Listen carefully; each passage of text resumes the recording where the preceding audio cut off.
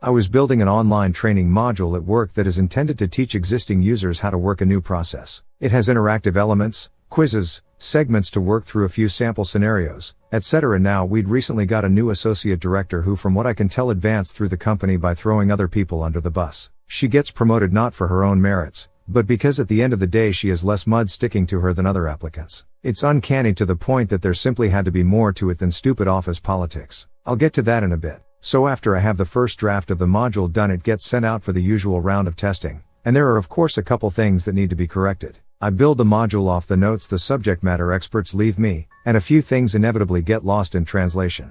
But this new associate director just rips it to shreds, complaining that it's completely incomprehensible, needs to go into much greater detail, asking questions about nearly every individual mouse click in the sample scenarios, and overall stating that it's impossible to follow. The thing is, this module is intended for our finance department, for people who have a background in finance, and have already been trained on how to use our internal software. She is a training services associate director, with a teaching background. The module isn't supposed to make sense to a former middle school social studies teacher, it's supposed to make sense to people with finance degrees. I push back and try explaining this to her in a million different ways, but she's having none of it. So I have to go back to the subject matter experts with her 20 pages worth of criticism. And at first they think I'm joking. I had to forward her email before they finally believed me. So for the next 2 weeks we're going over every nuance, including readdressing everything that was covered during their 3-week classroom training. How to set up their network drives, how to set up Outlook, including things as nuanced as if you don't know how to set up your email signature, click here. I mean really basic stuff that has nothing to do with what the module was originally supposed to teach. But I now had to include it all because our new associate director couldn't find the on switch if you stapled her finger to it. This wastes my time, the subject matter expert's time, and time spent re-recording all the voice work. If you've done voice work in the past, you know you never get it in one take. After it's all done, I send it back out for review and approval, and the associate director simply doesn't respond. A week passes. The finance director takes an interest in why this module is almost a month overdue. I go to forward the associate director's email again, except now I can't find it. Odd, seeing as how I have a hoarding problem when it comes to email. I check with one of the subject matter experts I was working with, he can't find it either. Turns out, none of us can find it. It's gone. So I check with a friend of mine in IT who, after a little detective work, discovers that a week ago someone did a compliance delete on the Exchange server. This basically is a seek and destroy for messages meeting certain criteria. In this case, a specific phrase she used in her email. I start digging through Outlook trying to find particular emails related to this that might be used to defend my actions, and they're all gone.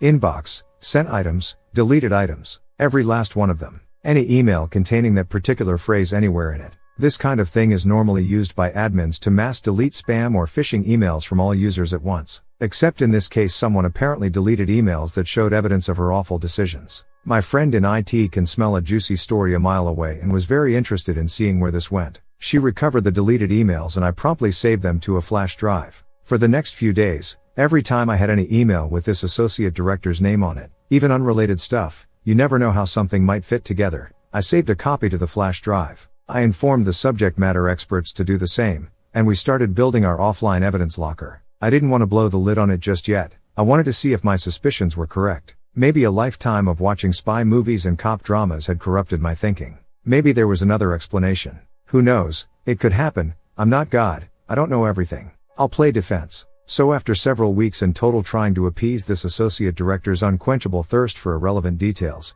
and then getting ignored for a week, she finally publishes it and sends it to the finance director to approve so it can go live. Woo! Except the module, which was supposed to be a 30-minute online course, now contained 3 hours of content, and went down several irrelevant rabbit holes that had been deemed critical supporting information and quat. As an analogy, imagine designing a training module to teach a nurse how to enter some new CPT codes and being told you have to teach him how to read too, because he might not know what words are. That's how much BS was rammed into this thing. And the finance director of course hated it, and was surprised that such a rambling mess of a module would come from me of all people. So he calls a meeting with me and the associate director on Tuesday to get some answers, and sure enough she immediately tried to distance herself from it. Tried to paint it as she made a couple suggestions and I clearly went way overboard. How I must have sent her a different version that she approved and switched them afterwards. That's not even possible. It would get thrown back into a draft status. She kept trying to talk over me as I voiced my defense, and to his credit the finance director finally just muted her so I could speak. And boy did I.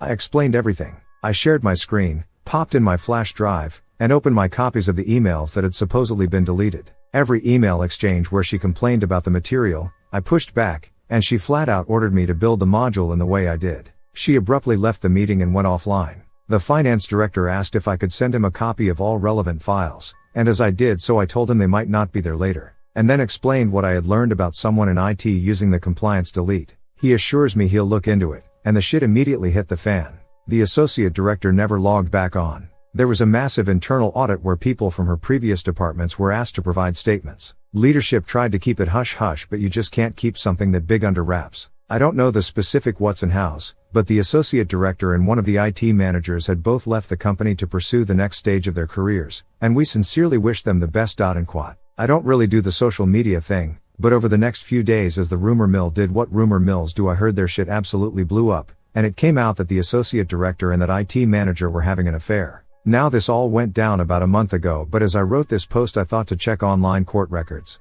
Both are now facing divorces, filed by their respective spouses. So yeah, there's a void in my direct leadership, in IT's leadership, and the entire IT department is getting a shakedown by information security to determine if there were any other leaks. I spent some time reflecting on why this whole series of events happened, and my best guess is she wanted to make a grand entrance by spearheading this masterwork training module that covered every possible scenario, and contained any and all information anyone could possibly want. Then as she started to realize how wasteful, rambling, and unnecessary it was, she realized that her grand entrance would be a grand faceplant. So she tried to erase the evidence and pin all the nonsense on me to save face, but inadvertently set in motion the events that would expose her little arrangement with the IT manager. Taking it up the ass in order to cover her ass, I guess.